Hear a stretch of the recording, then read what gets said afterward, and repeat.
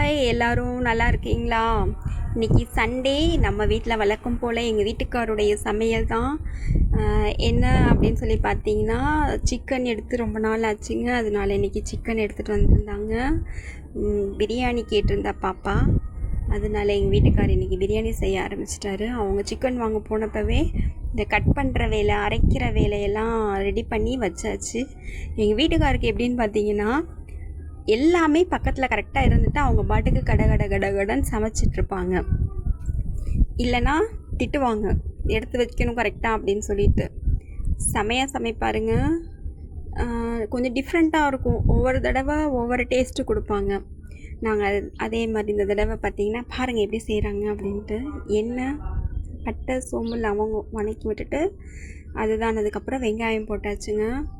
வெங்காயம் வணக்கிட்டு நான் ஜென்ரலாகவே அவங்க ஃபாஸ்ட்டாக கிண்டி செய்வாங்கங்க. ஒரு 20 பேர் 30 பேர் வந்தாலும் அசால்ட்டாக சமைப்பாங்க. ஆனால் எல்லாம் பண்ணி கொடுத்துட்டோம்னா போதும். இஞ்சி பூண்டு பேஸ்ட் போட்டாங்க, வணக்கி விட்டுட்டு. வேறு என்ன சொல்கிறது, இந்த மாதிரி உங்கள் வீட்டில் யாராவது உங்கள் வீட்டுக்காரர் உங்களுக்கு சமைச்சு கொடுப்பாங்களா? இன்னொன்றுங்க, என்ன தான் லேடிஸ் சமைச்சாலும் ஜென்ஸோட சமையலுடைய கைப்பக்குவமே தனி. உண்மை தானே? அந்த மாதிரி யாராவது சமைச்சு கொடுத்து நீங்கள் சாப்பிட்ருக்கீங்களா? எங்கள் வீட்டுக்காருடைய சமையல் பார்த்திங்கன்னா, அவங்க ஃப்ரெண்ட்ஸ் சர்க்கிள்லே கேட்பாங்க. சிக்கன் கிரேவி அந்த நல்ல காரசாரமாக இது பண்ணி கொடுப்பாங்க. ஒரு 2-3 வெரைட்டி செய்வார். வேறு ஏதாவது எக்ஸ்ட்ரானாலுமே மொபைல் பார்த்தே பண்ணுவார் அவர். நல்லாயிருக்கும். எனக்கு 99.9% ஞாயிற்றுக்கிழமை அன்றைக்கி நான் சமைக்க மாட்டேன். கிச்சனுக்கு எனக்கு லீவ் விட்டுருவாங்க. போய் தொலையிட்டு வந்திக்கு ஒரு நாள் அது ரெஸ்ட் எடுக்கணுமா அப்படின்ட்டு எல்லாமே பண்ணிடுவாங்க. இந்த பால் காய்ச்சிட்டாங்க பாருங்கள், அந்த சைடும்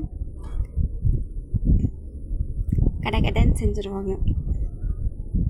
இருந்தாலும் கூட நிற்கணுங்க. அவங்க ஏதாவது கேட்டாங்கன்னா எடுத்து கொடுக்க வைக்க எல்லாத்துக்கும் போட்டு மூடி விட்டு அது நல்லா கொஞ்சம் வெந்ததுக்கு அப்புறமேலு சிக்கன் மசால் தூள் கொஞ்சம் போடுவோங்க. அது போட்டு வணக்கிட்டு கரம் மசால் தூள் கொஞ்சம் நம்ம வீட்டில் அரைச்சி வச்சுருக்கோம்ல அதை போட்டுக்குவோம். அப்புறம் லைட்டாக தண்ணி ஊற்றி அந்த மசாலா அந்த எண்ணெயோடு சேர்ந்து வெந்துச்சுன்னா அந்த பச்சை வாடெல்லாம் போயிடும். அதுக்காக அப்படி வணக்கிட்டு நல்லா கொஞ்சம் நேரம் மூடி போட்டு வச்சுருவாங்க. அந்த மசாலா கொஞ்சம் பச்சை வடை போக விட்டு தயிர் ரெண்டு கரண்டி போடுவாங்கங்க.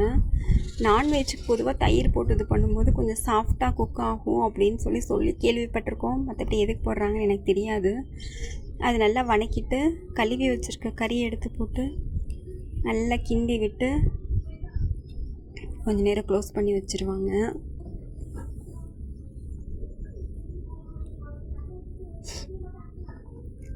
எல்லா பக்கமும் நல்லா படுற மாதிரி பரட்டி விட்டுட்டு, கறி செய்கிறப்ப எப்போவுமே கொஞ்ச நேரம் நல்லா கிளறி விட்டு மூடி வச்சு இது பண்ணும்போது பார்த்திங்கன்னா அதுலேருந்தே தண்ணி விடும்.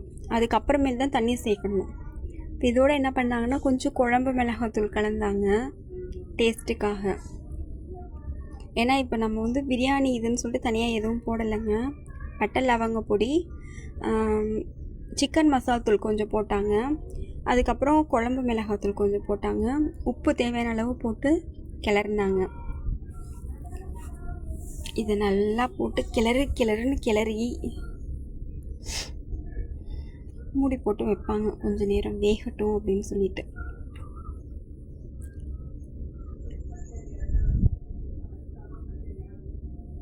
இவங்க அடிக்கடி சமைப்பாங்க. தண்ணி ஊற்றுனதை நாங்கள் எடுக்கலைங்க, மறந்தாச்சு. தண்ணி அதுக்கப்புறமேலு ஊற்றுனாங்க.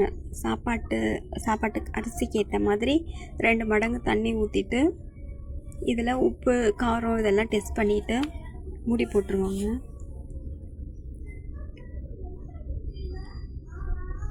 அது கொஞ்சம் நல்லா கொதி வந்ததுக்கப்புறம் திரும்ப ஒருக்க உப்பு காரம் செக் பண்ணிவிட்டு இன்னும் 2 நிமிஷம் மூடி வச்சுருவாங்க.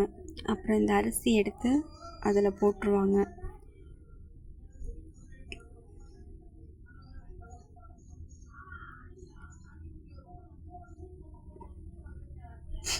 தண்ணி கொஞ்சம் அடியில் இருந்துச்சுங்க, அதையும் அடிச்சிட்டு வந்து அரிசி போடுவார். அதில்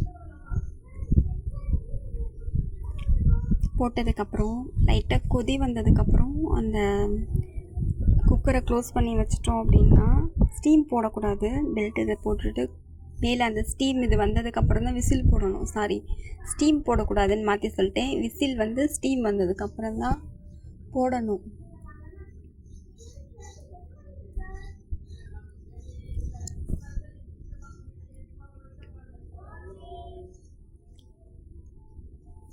எல்லாம் போட்டாச்சு. அந்த சைடு பார்த்திங்கன்னா எங்கள் ஜோஸ்க்கு பிரியாணி ரெடி ஆகிட்டுருக்கு.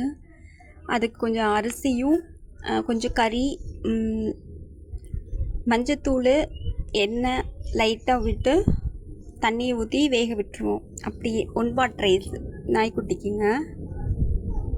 அவங்களும் நான்வெஜ்க்கு எடுத்தால் அவங்களுக்கும் செஞ்சுருவோம். எப்போவுமே கறி மீன் எது எடுத்தாலும் அவங்களுக்கான தனி சமையல் ஆகிடும். மற்ற நல்ல பெடிகிரி அப்புறம் தயிர் ஊற்றி சாப்பாடு கொடுத்துருவோம். முட்டை அந்த மாதிரி ஏதாவது ஒவ்வொன்றும் கலந்து கொடுத்துக்குவோங்க. சைட் பை சைடு அதுவும் ஆகிட்டுருக்கான்னு பார்த்துட்ருக்காங்க. நான் என்ன பண்ணேன்னா, நான் அதை கொஞ்சம் நேரம் பார்த்தேன், அப்புறம் வீடியோ எடுத்தேன். நெய் ஊற்றினாருங்க. புதினா தலை லைட்டாக மல்லித்தலை புதினா தலையெல்லாம் தூவிட்டு அவ்வளோதான். இனி க்ளோஸ் பண்ணிடுவாங்க. ஒரு கிண்டிட்டு. நீங்கள் நான்வெஜ் செய்ய மாட்டிங்களான்னா நான் செய்வேங்க நடுவில். எனக்கு பிரியாணியெல்லாம் ரொம்ப செய்ய தெரியும். எனக்கு ரொம்ப பிடிக்கும். அதனால பிடிக்கிற ஐட்டமெல்லாம் மட்டும் கற்றுக்கிட்டாச்சு.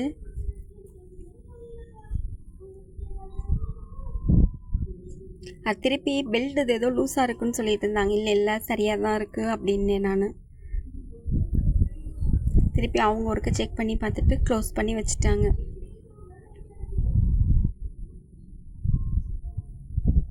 அது எப்படி வாங்கினாலும் பெல்ட்டு சீக்கிரம் போயிடுதுங்க. ஸ்டீம் வந்ததுக்கப்புறம் தான் விசில் போட்டோம். அதை எடுக்க மறந்தாச்சு. இந்த விசில் வந்துருச்சு. சில்லி இந்த பக்கம் ரெடி ஆகிடுச்சு. பிரியாணி ஓப்பன் பண்ணியாச்சு. ஸ்டீம் போன உடனே ஆனியன் பச்சடியும் ரெடி பண்ணிட்டோம். தயிர் மட்டும் சாப்பிட்ற நேரம் மிக்ஸ் பண்ணிக்கலாம், இல்லைன்னா தண்ணி விட்ட மாதிரி ஆகிடுதா.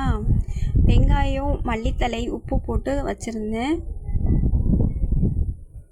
இதோ பாருங்கள், வாங்க எல்லாரும் சாப்பிடலாம்.